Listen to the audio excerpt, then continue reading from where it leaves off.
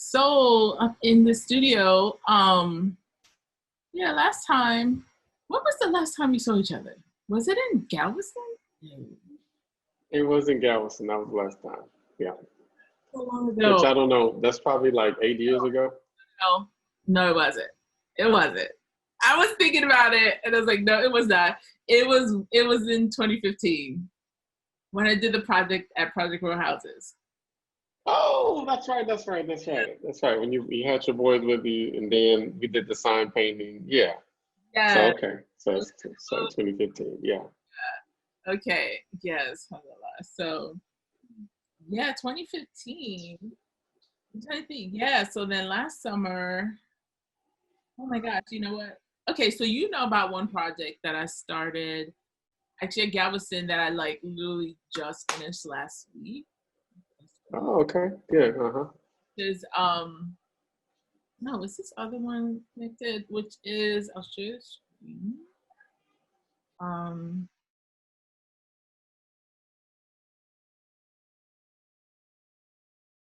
No, not that. Let's see. Can you see my screen? Okay, good. Just gonna make it bigger. It's not that.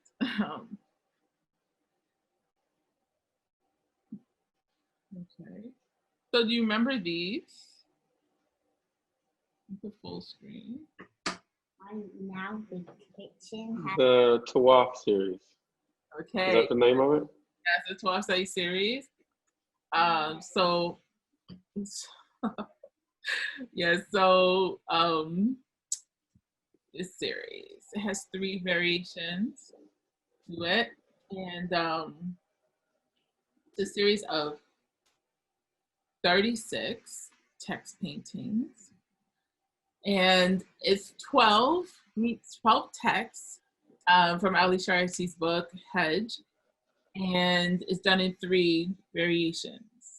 Let's see, 1, 2. Well, you can see 3 there, right?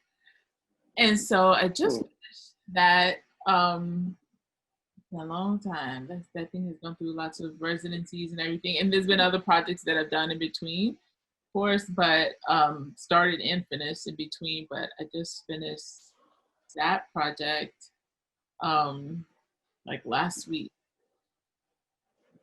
So glad about that. I'm actually thinking, I want to say finish because I still have some stuff to do with it. Like there's a couple of pieces, like Cairo is very dusty, which I realized. Cairo is very dusty.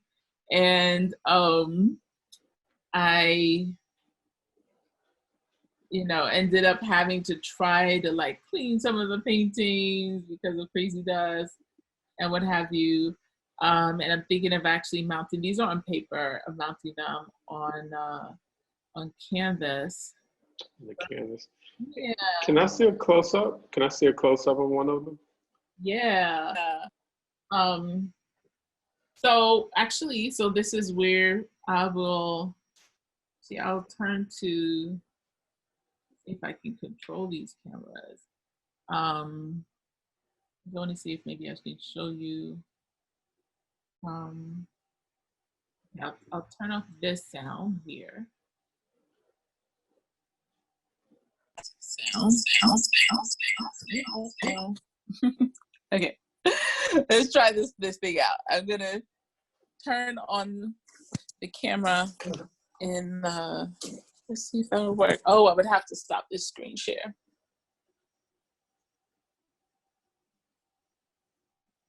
Pause share. Stop the share. Okay. I'm in my studio, and can you? Okay, so question: Can you see me on my? Yeah, you can see me on my other screen. Let's see if I can. Oh, I'm gonna switch the camera view. All right, so here I am.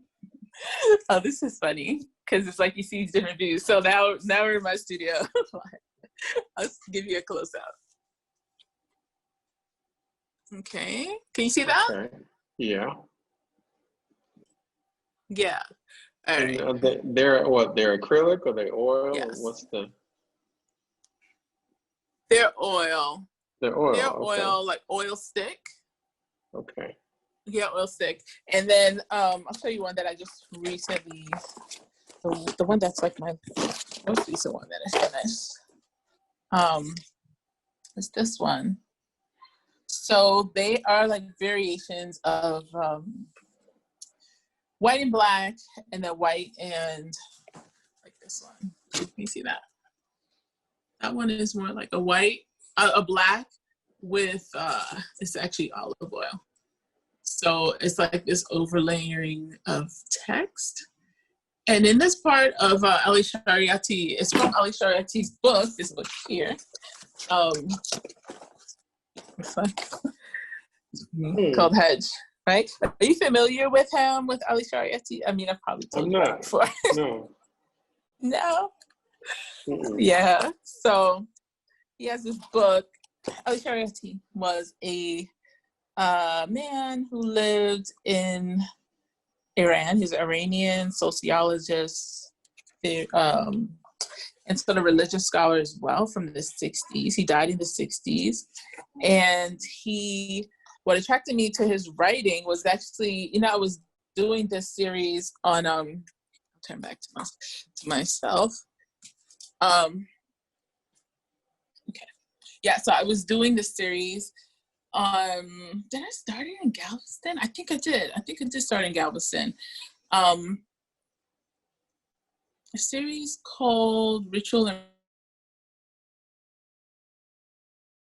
Revolution. Anyway, so in this series, then I was looking, I think it didn't actually start as being called, the project was actually Last Right. So Last Right was a project. Okay. Yes, that one. So, okay. With Malcolm's burial. Yeah, exactly. All right, here I am back. Ritual and Revolution. Ritual Revolution. And so that project, I was looking at, I'll show you, we'll go back to there's the screen share, resume share. There, can you see my screen? Mm-hmm.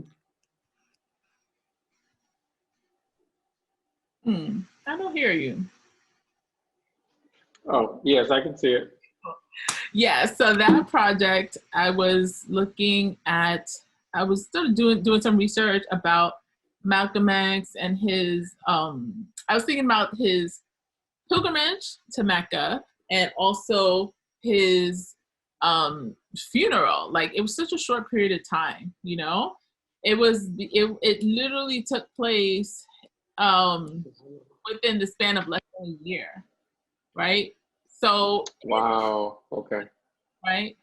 In that process, then I was looking at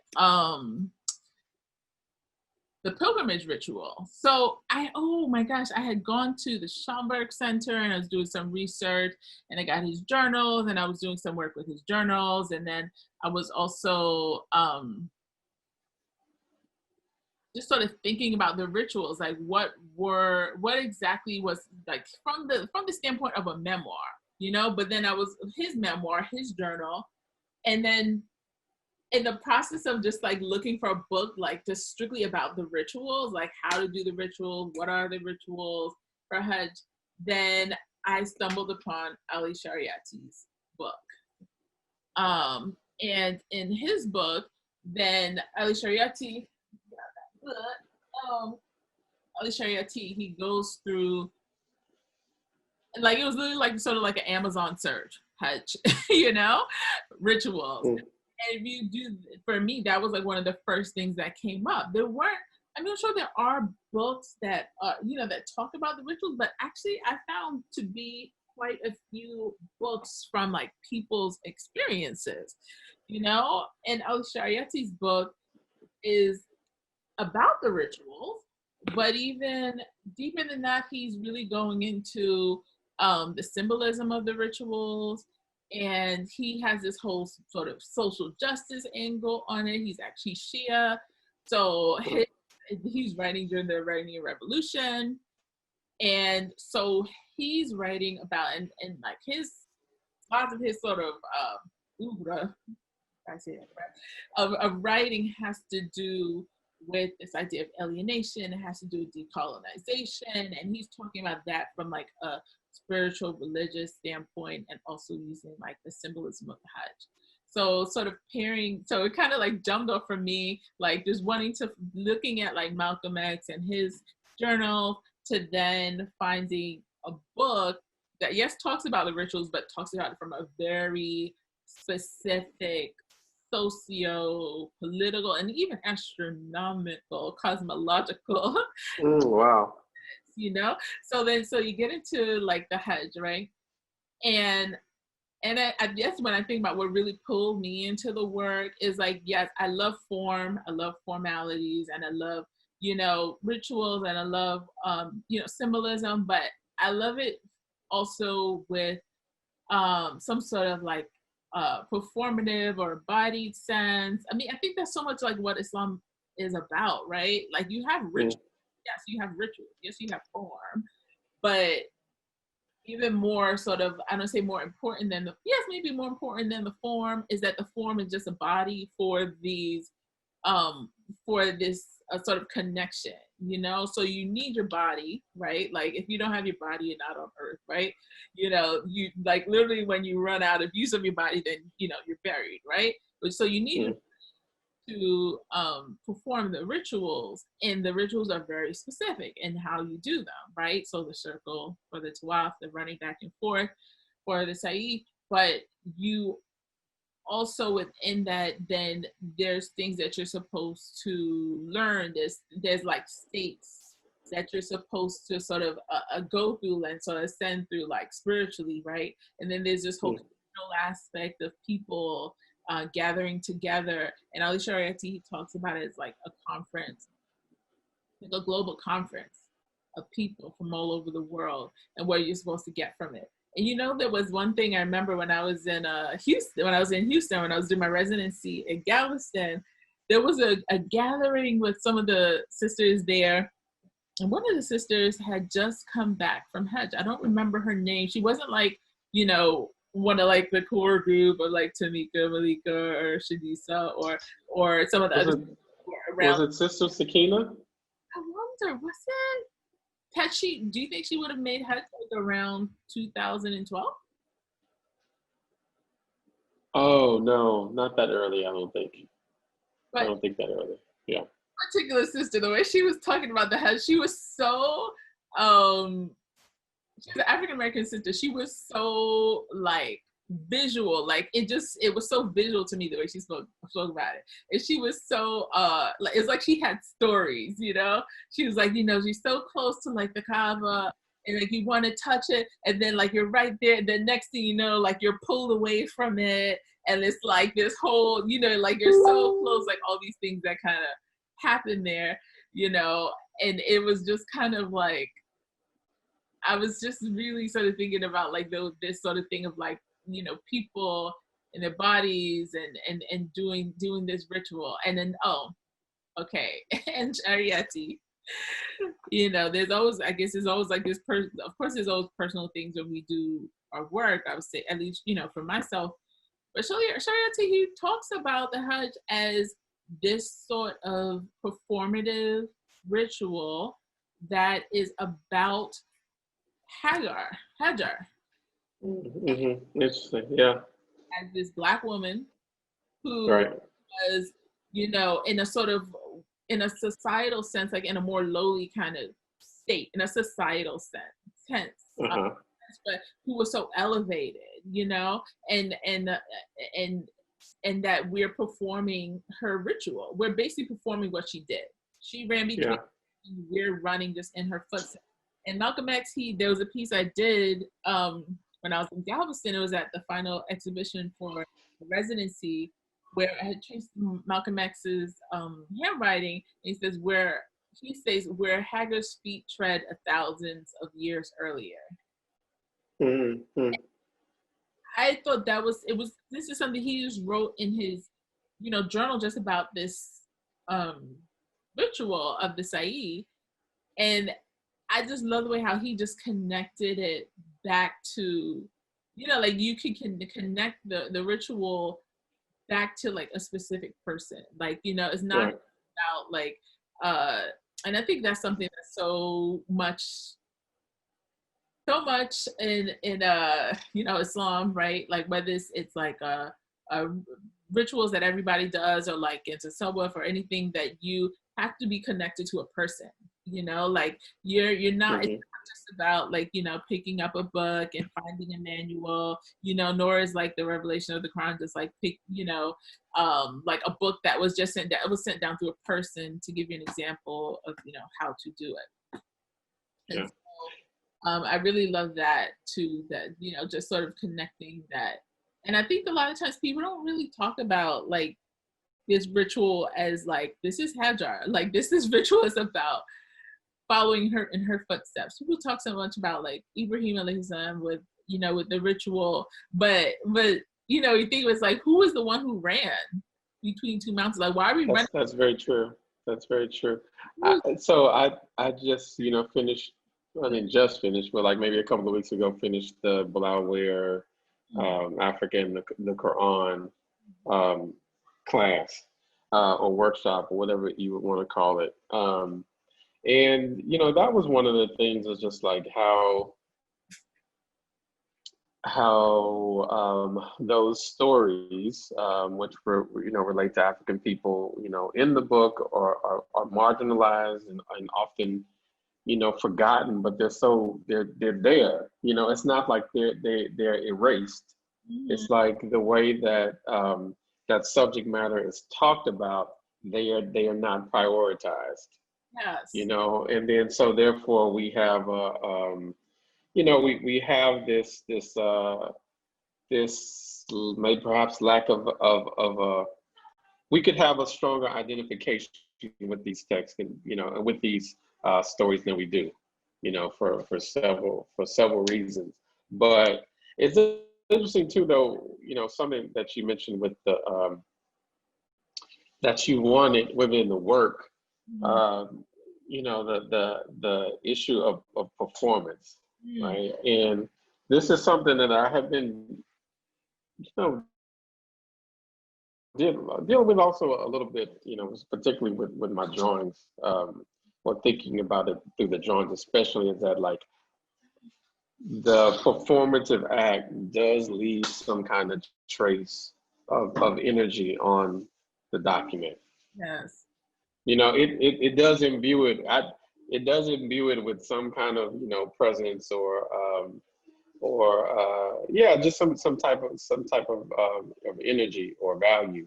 And so the reason why I was interested in that is, and I'm wondering, you know, are you thinking about this as well? Is that this is one of, when you think about the Black American experience, this is one of the areas that we've made major contributions into, you know, in terms of the aesthetics of it, in terms of the, yeah, just the dynamics of it, of performance. We've left such an impeccable mark on it that I'm wondering, are we trying to get that kind of same energy and place it into, you know, the visual arts? Yeah, that's interesting. Well, huh. Okay, so let me just see if I'm getting what you're saying. This sort of thing of wanting the work to have like a trace of performance, have to do with performance, or even if it's not performance. Is that kind of Right. Even I think there's something. Yeah, I think that there is something in. Well, I definitely, like, for me, with things that you talked about ritual, but like when you come to things. So if you think about the prayer rug, right? yeah. You come to the prayer rug at least 5 times a day. Sometimes we, you know, if not more.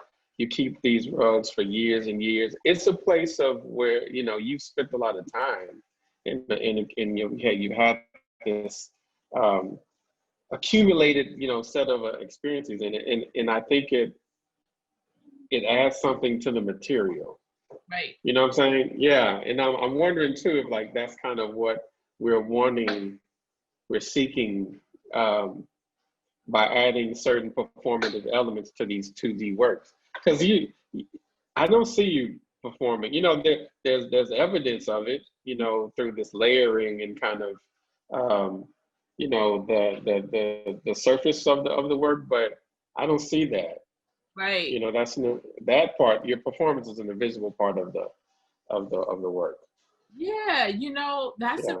a thing because I feel like, yeah, the work is, of course, it's a 2D work. Oh, if Crystal asks again, I decided what I'm gonna do is I'm gonna record the screen, it's bootleg, but I'm gonna record the screen live in the, let's see how it goes.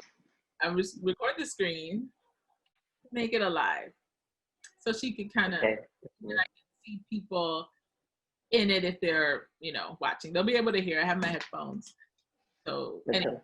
No, but I think that there's a thing, this is kind of like, it's almost like this desire when I think of it, like for the text to perform on the page, like for the text to have movement, like for this in a sense, for the text to have movement, and for it's about a thing that is a performance. Like I don't want to say, you know what's weird? I was gonna say I don't want to say performing a ritual, but we literally say that. Like we say, I'm going to perform salat. I'm going to perform the hajj. You know what I'm saying? Like we use this kind of language around rituals. You know, we do use this sort of language around rituals. And so in a sense, in thinking about an artwork, for me, making an artwork that, you know, is about a ritual, then I feel like the language of performance is there, you know, like in a sense, like I wanted the text to be like to do what the ritual does, you know, like in the ritual of Tawaf, then you're going around in 7 circles. I wanted the text to go around in 7 circles, you know, and in the ritual of this, like you're running back and forth in 7 lines, but you're going first, you're going would that be, I don't know if that's like east or west, but first, you know, you're going one direction, then you turn around and come back. So the text is more, you can see a little bit better. Oh yeah, like in let's say this one, that Okay. have the text is going one way and then it comes back the other way. Like how you would if you were running, you would have to like turn right back around, you know? And so, that's nice. Yeah. So that idea of performing, that a person would have to use their almost like watching a performance, you know, like your eyes have to do certain things, you know, like your eyes have to follow the text in a particular way. I want to say like if you're watching a sport, but like if you were watching people in pilgrimage, like there's very specific movements that we associate with it, you know, there's very specific forms that you associate with people's bodies and the way how people's bodies are using, you know, are using the space, right? When they are doing this particular ritual. And you know what? I also get a certain density from it too. You know, just the way that all those people are brought together within that space. Yeah. You know, that I do feel that from the pieces as well. Yeah, and you know, there was a time when I first started with the project, I was thinking like, oh, am I going to make this something that you know, I was thinking, did I want to make this something that was because it's with text, right? So there's so many ways you can approach text, right? You can approach it as a print, right? Or you could approach it as a you know, anything. You could just do a graphic that's like with you know, on your computer or whatever. There's a lot of different options that you have. But I kind of came to the idea of paint because there's this sort of like messiness of using like a stencil with oil, you know, like you can't really contain it. Yeah. You can only contain it so much. So you get like fingerprints and you do get, it's kind of what you were talking about, you know, like you mentioned this thing of like your personal interaction with the work, when you're making it? Yeah, true. Yeah, yeah, true. Do you feel like that's something that you are able to like I guess sort of translate in like, do you feel like that like it translates, or is it something that you necessarily want for the viewer to feel this idea of performance, or feel like this sentiment that there was this performance kind of element, or does that really matter? Yeah. I do. And I'll tell you what, really started me with these things is that, shoot. Okay. I'll say that, but I want to ask you about scale too after this, For sure, yeah. about these pieces and their scale. So we'll go back to that. But, so when, we have the Menil Collection here in Houston, and when I was younger, probably like this is my late teens, early 20s, I used to go to the Menil a lot, and that was also a time that I really started trying to really learn a lot about African art. I got pretty good at it. I mean, so I had this teacher named Dr. Alvin Wardlaw, who I had studied with, and I could recognize, different sculptures that come from different places, and like I had kind of trained my eye. I've lost it now a little bit, or maybe a lot of it, but you can tell like which part of Africa a particular sculpture came from? Yeah. Mm-hmm. One of the things is that in some of the sculptures, and particularly, if I remember correctly, they were Dogon, and some, mainly Dogon sculptures. They would make these libations. They would pour these offerings onto them, right? And they would do it so much to where it starts to change the form of the original sculpture. Yeah. Because the materials that they pour it onto, it dries and it starts to change. And there was something about that I don't know. It was just something about that I was really taken by, and just the sense of time that was also that you could get from this, right? And this is something that also later on picked up from Terry as well. Yes. The idea about time and accumulation, and what that can express to the viewer. So yes, ideally I'd like to. That is something that I strive for. I don't always hit. I don't always hit it, of course, but yeah, I mean, and that's something I can see in these works as well. And I was wondering, because of that, how would you feel about, a larger shift in scale? Because it then takes another layer of engagement with it in order to make that shift in scale successful, right? Yes. Yeah. It's interesting because like I have been asked that many times about scale, because these are all they're all 22.5 by 22.5. But there's a thing for me that there's the number of them. So I felt like, because there's this repetitive thing that's happening, they're all being repeated. Each piece is being repeated at least 3 times. It's being done in 3 different ways. So like to be able to see them all like once they're all done, which is pretty much yeah.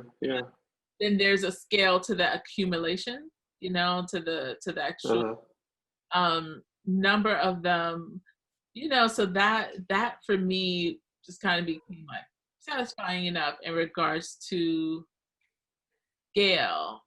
And then I guess, there's a thing for me too. I don't know, you go back and you're like, yes, why did I choose this size? Right? There's also, it is coming from a book, and there is something in me wanting to reference back that aspect of being able